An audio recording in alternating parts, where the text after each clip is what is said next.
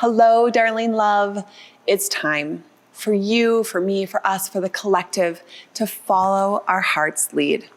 If you want to be part of this revolution, this video is for you. I'm Briana Borten, and I help people awaken to their highest selves. Click the link below to subscribe to my channel and hit that bell to get alerted when I post a new video every Monday. In my Love Rising Collective, this is the work we engage in consistently, the active surrender to our hearts so love can live through us and into our lives.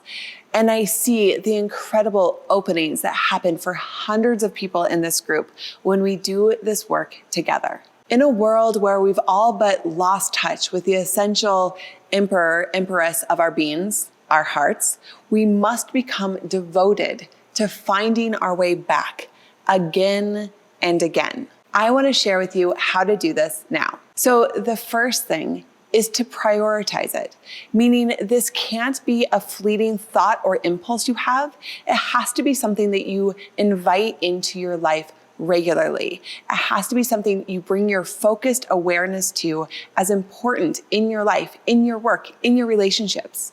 Because the conditioning of the society that we're in is persistent in the other direction. The one that tells you to follow the rules, that you're not worthy, that your feelings should be suppressed or ignored, that to succeed, we must colonize and conquer instead of collaborating and loving. So ask yourself, is the way of your heart important to you? And if so, prioritize it. Then bring awareness to your heart.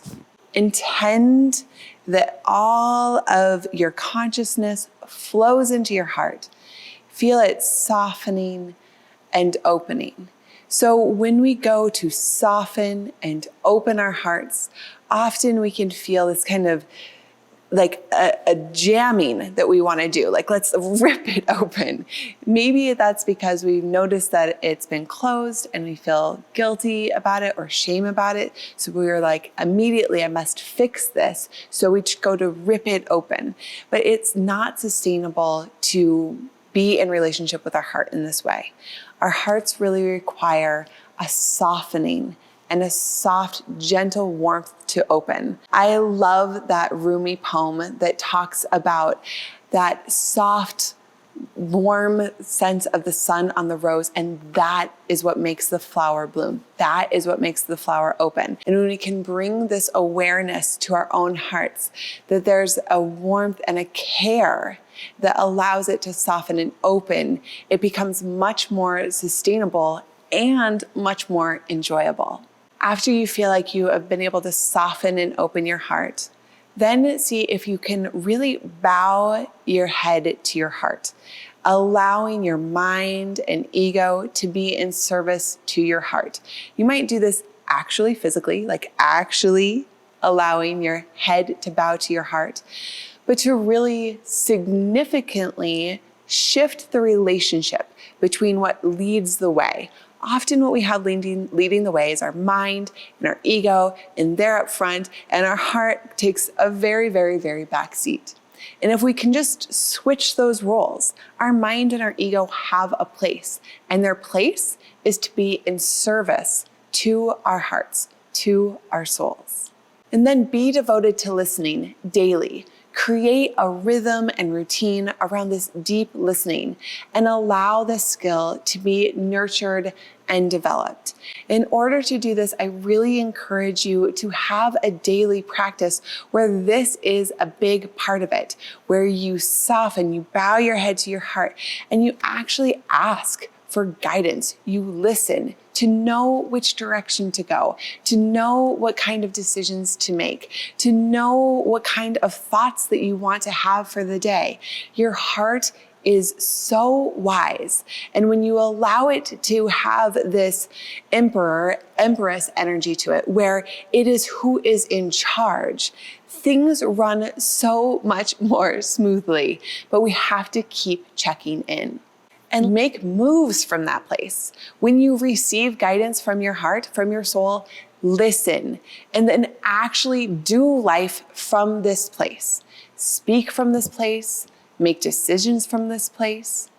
One thing that can often come up when we go to do this is defense or justification from our minds, from our egos, for not following your heart.